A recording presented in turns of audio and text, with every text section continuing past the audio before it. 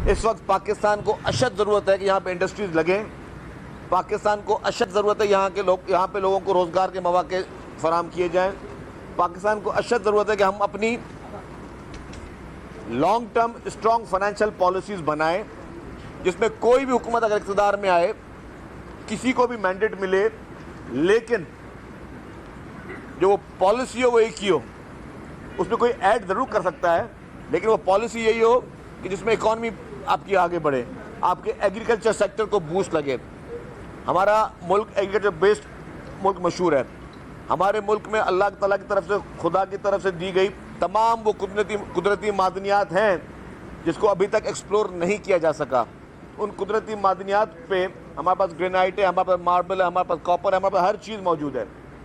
तो उन कुदरती मादनियात को किस तरीके से ना सिर्फ उन पहाड़ों से निकाल कर लोकल मार्केट और इंटरनेशनल मार्केट तक रसाई दी जा सके, हमारे मार्बल को, हमारे ग्रेनाइट को। तो इन सारी चीज़ों में मैंने पहले भी कहा था कि हुकूमत सिंध प्लान कर रही थी, लेकिन चूँकि ये बरसातों की वजह से और सैलाब की वजह से जो लास्ट हुए, वो कॉन्फ्रेंस हमें मुलतवी करनी पड़ी।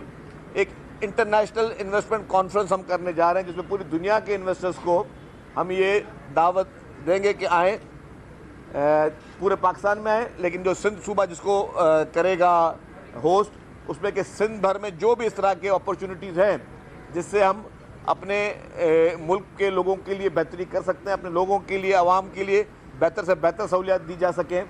और जो अभी नेटवर्क हमने अभी बेहतर किया ऑलरेडी हुकूमत सिंध ने, जिसमें आपके 1112 के एम्बुलेंस सर्विसेज है, जिसमें आपके हॉस्पिटल्स का ज़बरदस्त नेटवर्क है, जिसमें इसमें बसेस का जो एक पूरा जाल बिछाया जा रहा है, जिसमें तमाम वो सहूलियात, कोयला जो आपके सूबे से निकल रहा है। तो ये सारी चीज़ें जो हैं जो कि मुल्क की तरक्की में अहम किरदार अदा कर सकती हैं, उन चीज़ों को बेहतर करने के लिए पाकिस्तान पीपल्स पार्टी की सिंध हुकूमत कोशिश कर रही है। इंशाअल्लाह ताला चंद दिनों में ही असम्बली जो है वो अपने मुद्दत पूरी करेगी और उसके बाद जो है केयर टेकर सेटअप आएगा और इंतखाबात की तरफ, आम इंतखाबात की तरफ जो है वो हम सब जाएंगे। और इंतखाबात के बाद इंशाअल्लाह ताला पाकिस्तान पीपल्स पार्टी एक भारी अक्सरियत के साथ जीत कर वापस आएगी और पूरे पाकिस्तान से वापस आएगी जीत कर।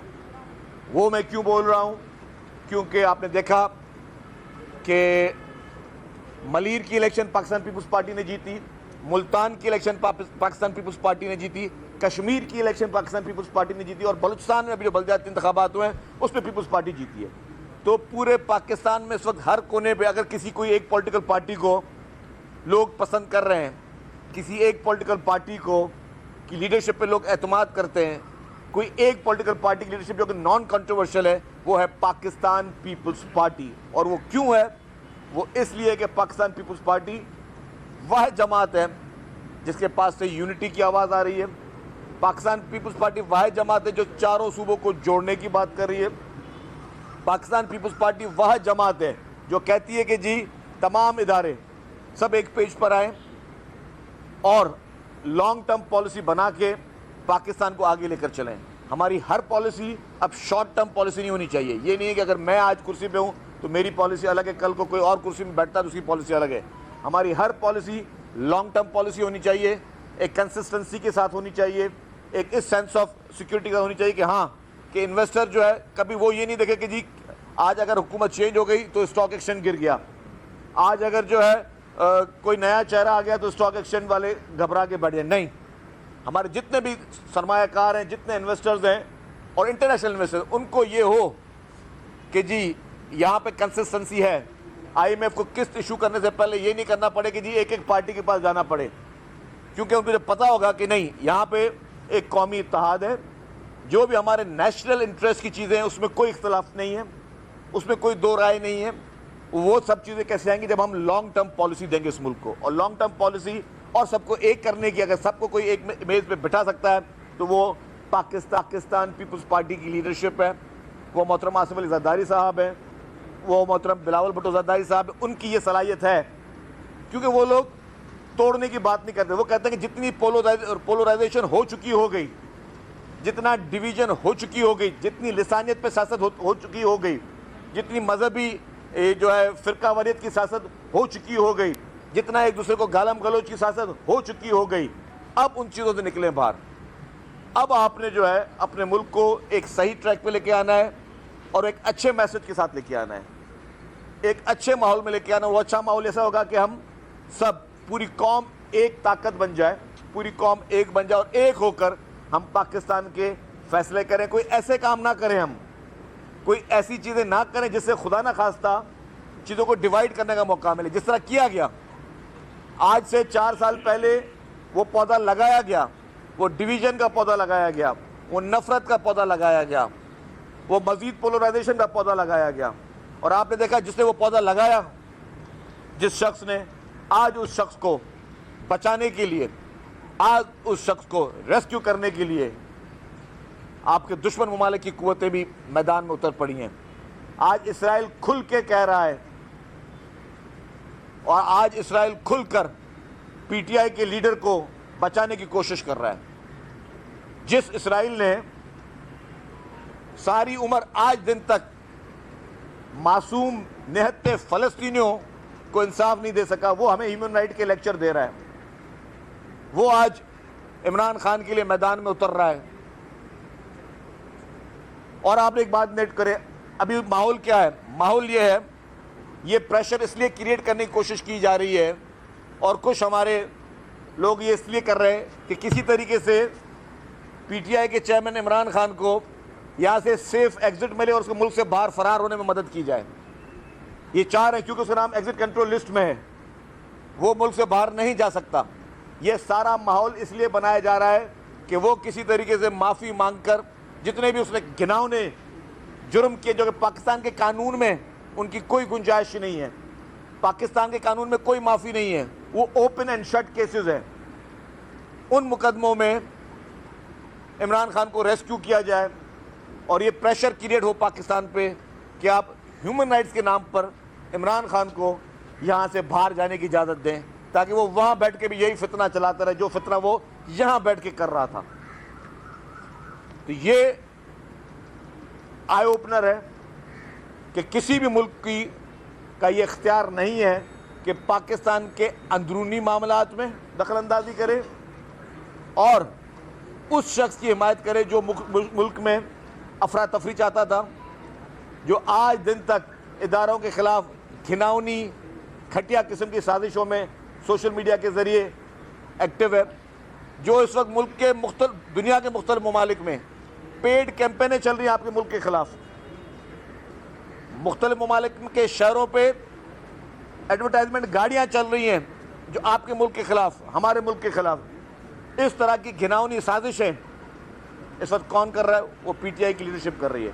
और वो पैसा कहाँ से आ रहा है? वही पैसा है, ये वही पैसा है जो कि यहाँ पे चंदों से जमा हुआ और वही ममालिक इनको फंडिंग कर रहे हैं जो पाकिस्तान को खुशहाल और इस्तेकाम में नहीं देख सकते। शकील साहब ये बताएं कि आपने अभी असेंबलियों की मुद्दत की बात की, आज अखबारात में रिपोर्ट हुआ है कि वज़ीर आज़म पाकिस्तान मोहम्मद मियां शहबाज शरीफ ने ये बयान दिया है कि हमारी जो हुकूमत है वो मुद्दत होने से पहले ही घर चली जाए। इसका मतलब ये मरकज़ी कौमी असेंबली अपनी मुद्दत पूरी नहीं करेगी। और दूसरा, आपके प्रेस कॉन्फ्रेंस से पहले खालिद मकबूल सिद्दीकी ने आपसे मोहब्बत भरे बड़े अल्फाज कहे, उनमें छोटा सा अर्ज़ ये है कि आपने सिंध को तकसीम किया है लसानी बुनियाद पर और पीपल्स पार्टी सिंध की मैं दोनों बात समझ आपके लिए।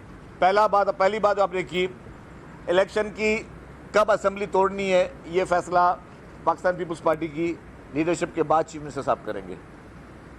ये फैसला वाहिद है जो कि पीपल्स पार्टी की लीडरशिप जब कहेगी, चीफ मिनिस्टर जब उनसे मुशावरत करेंगे तब होगी, तोड़ी जाएगी असेंबली। डेट कोई फाइनलाइज नहीं है और ना ही जो है कोई इस चीज़ अभी तक फाइनलाइज हुई है। दूसरी बात, आपने खालिद मकबूल सिद्दीकी साहब की बात की, मैं फिर वो कहूँगा कि इस वक्त इलेक्शन करीब है, आप क्या एक्सपेक्ट करते हो कि एमक्यूएम कौन सी ज़ुबान इस्तेमाल करेगी? जाहिर है इलेक्शन से पहले कोई इस तरह के चटपटे जुमले जिससे कोई माहौल बने, जिससे कोई माहौल में कोई खुदा ना खासा टेंशन आए, जिसमें अपने वोटरों को कुछ कह सकें कि जी हाँ जगह जी हम कम अज़ कम कुछ कर तो नहीं सके आप लोगों के लिए वोट लेने के बावजूद भी, लेकिन फिर भी हम कुछ तो आपकी बातें तो कर रहे हैं, आपकी हम बातों को तो उजागर कर रहे हैं। तो ये बयान जितने भी इस वक्त एमक्यूएम के हैं इसको हम सीरियस नहीं ले रहे और आप भी इसको सीरियस ना लें। मैं समझता हूँ ये हम समझते हैं कि ये सियासी माहौल को गरमाने के लिए MKO बयाना दे रही है और वो चाहती है कि उसको हम उसी लैंग्वेज में उसको रिप्लाई करें, हम उस लैंग्वेज में, उस लहजे में उस तलखी को बढ़ाने की कोशिश नहीं करेंगे। क्योंकि मैंने अभी कहा कि पाकिस्तान पीपल्स पार्टी चाहती है कि यूनिटी, इत्तेहाद, पूरी कौम का इत्तेहाद होना चाहिए।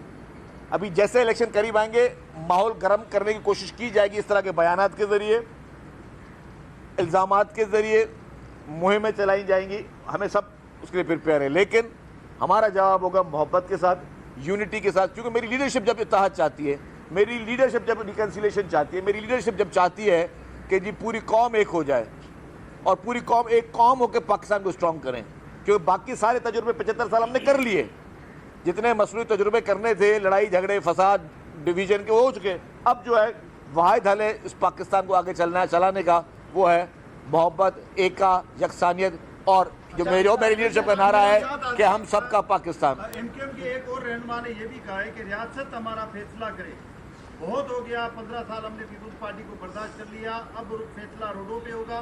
मतलब इतने धमकी आमेज बयानात है कि लग रहा है कि अब खाना जंगी की तरफ वो लोग जाना चाह रहे हैं और आप डर गए, वो डर गए यार। अच्छा जी, बात सुने, आपको भी पता है कि आप जितनी भी मिर्च मसाले डाले वो मिर्च मसाले वाले बयानात नहीं आएंगे। उसकी वजह क्या है? अल्लाह का शुक्र, आप भी जानते हैं कि ना कभी डरे हैं ना कभी खौफ हुए। जब इनके वो लीडर यहाँ पे मौजूद थे जो दिन को 50-50 लाशें गिराते थे, तब हम नहीं डरे, तो अब हमें कौन क्या डराएगा? अल्लाह का बड़ा करम है, परवरदिगार करेंगे। मैं उनकी बात को जवाब दे दूँ। हाँ, देखिए जी, फैसला अवाम ने करना है। अवाम ने अगर किसी पार्टी को रिजेक्ट कर दिया है तो वो रिजेक्टेड है। अवाम ने किसी पार्टी को सिलेक्ट किया है तो वो पार्टी सिलेक्ट होगी। तो ये कोई फैसला किसी तीसरी चौथी कुव्वत ने नहीं करना जो MKM के मुतालबे पे कि जी किसी को बस अब MKM को अब चाहिए, अगर MKM को गोद में बिठा के कोई उनको इक़्तिदार दे दे या सीटें दे दे, ऐसा नहीं मिलेंगी। अगर अवाम ने वोट दिए तो उनको सीटें मिलेंगी, अगर अवाम ने उनको धुतकारा तो उनको सीटें नहीं मिलेंगी। एक और कराची के शहरी पुलिस की जानिब से कत्ल किया गया है। 4 साल के बाद वो दुबई से खाली सिर्फ शादी करने के लिए पाकिस्तान आए, उसको बेगुनाह तो पुलिस ने, AVLC पुलिस ने उसको कत्ल कर दिया है। अफसोस इस बात की है तो सिंध हुकूमत की जानिब से अभी तक एक बयान तक पेश नहीं आया। इसके साथ साथ अच्छा, मेरी बात समझ आपकी बात। देखिए, बयान सिर्फ स्टेटमेंट के लिए नहीं होती, हुकूमत करती है, एक्शन लेती है। आप देखेंगे जो पुलिस वाले मुलविस थे उस अफसोसनाक वाक़े में, सारे इस वक्त कैद में है या नहीं है? एक जो भाई बात सवाल हो गया, सवाल हो गया। अच्छा, आपने जिक्र किया कि सिंध असेंबली की तहरीर का फैसला पीपुल्स पार्टी क़यादत करेगी। जब ये CM साहब करेंगे with the consultation of party जब ये लीडरशिप। फैसला परवेज इलाही और महमूद खान इमरान खान की मुशावरत से कर रहे थे, तो आप ये कहते थे, तमाम जमातें ये कहती थी कि ये फैसला वज़ीर आला का इख्तियार है, तो ये मुशावरत क्यों पार्टी की आदत से क्यों वज़ीर आला का इख्तियार? नहीं, मैंने यही कहा, आपने बात नहीं सुनी। मैंने कहा कि वज़ीर आला करेंगे फैसला, लेकिन पार्टी की आदत से मुशावरत जरूर करेंगे, क्योंकि लीडरशिप वो है। शकील साहब ये बता दें कि बाकी आपकी मरकज़ी हुकूमत में एक महीने से कम वक्त बचा है, तो इस बीच में कोई PTI चेयरमैन के खिलाफ कार्रवाई होगी? अगर नहीं होगी तो वो क्या खुल के कैंपेन चला पाएंगे? देखिए, आप ये बात, आपका बहुत ज़बरदस्त सवाल है। मुझे एक बात बताएं, कितना ताकतवर और लाडला है वो शख्स जिसको इतने सबूत आने के बावजूद, इतनी सारी चीज़ें एक्सपोज होने के बावजूद, तोशाखाना केस के शवाहिद आने के बावजूद, अल-कादिर ट्रस्ट के शवाहिद आने के बावजूद, BRT खैबर पख्तूनख्वा की करप्शन के मुकदमा आने के बावजूद, बिलियन सोनामी के मुकदमा आने के बावजूद, इलेक्शन कमीशन ऑफ पाकिस्तान के फैसले के बावजूद, वो फैसला है, उसके बाद कोई गुंजाइश रहती नहीं है। इस तरीके से वो फराग होगी और वो जितने बड़े स्कैम्स के बावजूद आज दिन तक एक रात इमरान खान ने लॉकअप में नहीं गुजारी है। वो एक दिन के लिए भी जो गया था, वो पुलिस हेडक्वार्टर में VIP मेहमान था, एक रात भी इमरान खान को लॉकअप में गुजारने पे मैं समझता हूँ कि हम लोग या कानून जो है, कानून का जो एक लॉ है हमारा, वो उसको गुंजाइश अभी तक नहीं कर सका। तो वो कितना ताकतवर है वो शख्स और कितने लोगों का लाडला है वो शख्स कि लाडले आज दिन तक बचता हुआ आ रहा है। शकील साहब, आम इलेक्शन जब आ रहे हैं तो इसमें सिंध में 4-5 शख्सियात ऐसी हैं, क्या वो पीपल्स पार्टी में आ सकती हैं या नहीं? लियाकत जतोई, अरबाब गुलाम रहीम, अलीगौर खान महर, क्या इनके लिए भी जगह है कि गुंजाइश है या नहीं? दूसरा, पेट्रोल की कीमतें कम होती है लेकिन ट्रांसपोर्टर किराया कम नहीं कर रहे, क्या कहेंगे? नहीं, इनको ये आने के बाद किराया कम होगा। अच्छा, इनकी गुंजाइश है या नहीं है? देखिए जी, पीपुल्स पार्टी से काफ़ी लोगों के राब्ते जारी हैं। अच्छा, मैं नाम एग्जैक्टली नहीं लूँगा कि कुछ सस्पेंस भी बाकी है। इंशाल्लाह काफ़ी लोग पीपुल्स पार्टी में शामिल होंगे तो आपको अच्छी खबर मिलेगी। ये आप काजी साहब उसके बाद आप ये बता दीजिएगा कि काजी स्क्वायर जी सॉरी कच्चे में अभी 2 बच्चे भी अगवा हुए कच्चे के इलाके में, और यहाँ पे आईजी साहब आए तो उनसे भी पूछा था, और चंद दिनों पहले सीएम ने भी कहा था कि अभी पुलिस इस काबिल नहीं है कि लॉ एंड ऑर्डर काबू कर पाए मुकम्मल तौर पे। आईजी कहते हैं कि लॉ एंड ऑर्डर मुकम्मल तौर पे काबू कर सकते पा सकते हैं, तो पुलिस हमारी इस काबिल नहीं है कि बगैर किसी पैरामिलिट्री फोर्स के वो कर ले काबू। दूसरी बात ये कि आपके सेनेटर वकार मेहंदी ने रेडियो पाकिस्तान की इमारत को खाली करने के लिए रेजोल्यूशन भी जमा करवाई, उस हवाले से क्या कर पाया? अगर रेजोल्यूशन का नहीं पता काजी साहब, बाकी जहाँ तक आपने कच्चे के इलाके में की बात की, मैं आपकी बात बताऊँ। कच्चे के इलाके में ऑपरेशन चल रहा है, पुलिस के आला अफसरान और जवान अफसरान, हिम्मत वाले अफसरान मैदान में लड़ रहे हैं उनसे, डाकुओं से। ऐसे इशू जो आपने बात की ना कि पैरामिलिट्री फोर्स की सपोर्ट, इस वक्त जो है जो डाकू है उनके पास रॉकेट लॉन्चर्स हैं, उनके पास एंटी एयरक्राफ्ट गन्स हैं, उनके पास जदीद वो असले जो कि पुलिस के पास नहीं है।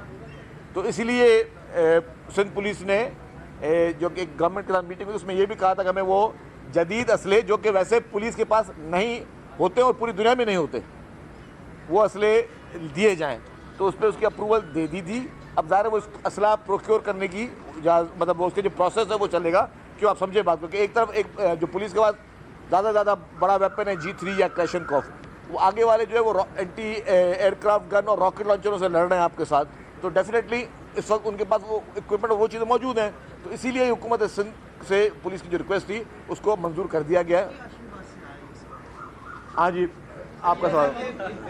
ये बताएं, गवर्नर से सस्ती रोटी के प्रोग्राम का ऐलान किया है, 300 तंदूर लगा रहा है, तो आप उसको कैसे देखते हैं और आप लोग भी उसमें क्या कोई कंट्रीब्यूट? देखिए, अच्छा काम कोई भी करे उसकी तारीफ़ करनी चाहिए। अगर गवर्नर साहब किसी अच्छे जज्बे से कोई काम कर रहे हैं तो रोटी के लिए या दस्तरखान के लिए या कोई भी गवर्नर साहब अच्छा काम कर रहे हैं तो उसको मैं अप्रिशिएट करूँगा। साहब का बयान आया है कि आम इंतखाबात गुज़िश्ता जो मरदमशुमारी है उसी पर होंगे और वही हल्का बनती रहेगी। इस पर पीपल्स पार्टी का क्या स्टांस है? देखिए जी, पीपल्स पार्टी का स्टांस बिल्कुल क्लियर है। जो भी इंतखाबात होंगे वो आइन पाकिस्तान और कानून के मुताबिक होंगे। जो आइन और कानून में गुंजाइश होगी उसी तरीके से होंगे। काजी साहब, आपने आज तस्वीर कर लिया कि पीटीआई के चेयरमैन बहुत ताकतवर आदमी है और उस वजह से वो गिरफ्तार नहीं हो पा रहे, याद रहा है बहुत से इदारों का। तो आपकी हुकूमत 1 साल से उनको गिरफ्तार नहीं कर पाई, तो आखिर ये आप अफसोस लेके चले जाएंगे कि वो आप? देखिए, मैंने यही कहा कि मैंने एतराफ़ किया कि इमरान खान इतना ताकतवर है, इतना लाडला है, तो लाडले को अभी तक कोई गिरफ्तार नहीं कर सका। तो लाडला किसका है आपको पता? आपको नहीं पता? अच्छा जी, वो अब छोड़ दे यार, क्यों करें। लेकिन कुछ ख़ास लोगों का लाडला है जो हमेशा उसको क्या कहते हैं, जमानत पे जमानत दे रहे हैं। भी भारी है सर। हाँ, हुकूमत ने पीपल्स पार्टी की 15 सालों से सिंध में हुकूमत है, सेहत के लिए बड़े माशाल्लाह बोले माशाल्लाह। सर इंतज़ामी दावे किए गए सेहत में सर 18 खरब रुपए का सर बजट 15 सालों में पेश किया गया सेहत में, जिनमें से सिर्फ सर 8 खरब इस्तेमाल हुए, बाकी 9 खरब के करीब इस्तेमाल ही नहीं हुए। सर अस्पतालों की सूरत हाल इस वक्त ये कराची के 4 बड़े अस्पतालों को छोड़ के सिंध के जो अस्पताल हैं बाकी, तो आप देखें क्या 15 सालों में सर क्या? देखिए, हेल्थ में बहुत मेजर इंप्रूवमेंट है। जो PPHI के साथ भी काम हो रहे हैं, मैं अभी वो जो मैं हेल्थ की सारी बड़ी हॉस्पिटल्स में हमेशा कहता हूँ, वो मैं रिपीट नहीं कर रहा, आपका टाइम बड़ा सेव कर रहा हूँ मैं। ये PPHI भी बहुत अच्छा काम कर रही है हमारे पास। वक्त मतलब गांव लेवल तक जो है, देहात लेवल तक मेडिकल फैसिलिटीज़ मिल रही हैं, डॉक्टर्स अवेलेबल हैं, तो बहुत ज़्यादा इंप्रूवमेंट है। मैं आपको कह रहा हूँ कि अल्हम्दुलिल्लाह अल्लाह का बड़ा करम है कि जी हेल्थ डिपार्टमेंट इस वक्त बहुत बेहतर काम कर रहा है। और इंशाअल्लाह ताला अभी हमारे पास डिमांड्स ये आ रही है कि अल्लाह करे पीपल्स पार्टी हुकूमत फेडरल में आए तो यही NICVD, यही आपके साइबर नाइफ, यही लिवर और लंग्स ट्रांसप्लांट खैबर पख्तूनख्वा में भी हो, बलूचिस्तान में भी हो, पंजाब में भी हो, यही पिंक बसेस पंजाब में भी चलें, खैबर पख्तूनख्वा में भी चलें, बलूचिस्तान में भी चलें। पाकिस्तान के हर कोने पे ये सारी फैसिलिटीज़ पाकिस्तान पीपल्स पार्टी की हुकूमत सिंध इंशाअल्लाह ताला पहुंचाएगी। शुक्रिया, thank you very much.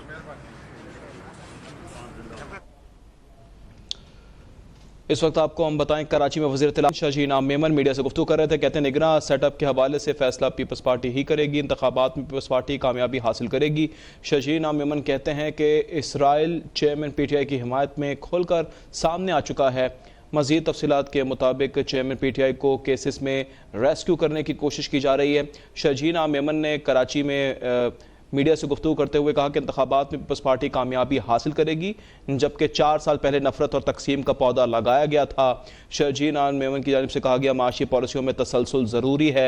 Sindh assembly कब तोड़ी जाएगी, फैसला PP लीडरशिप करेगी। मज़ीद आपको बताएं कि MQM के बयानात को संजीदा नहीं लेना चाहिए। शाहजी इनाम मेमन की जानिब से इन ख्यालात का इजहार किया गया है।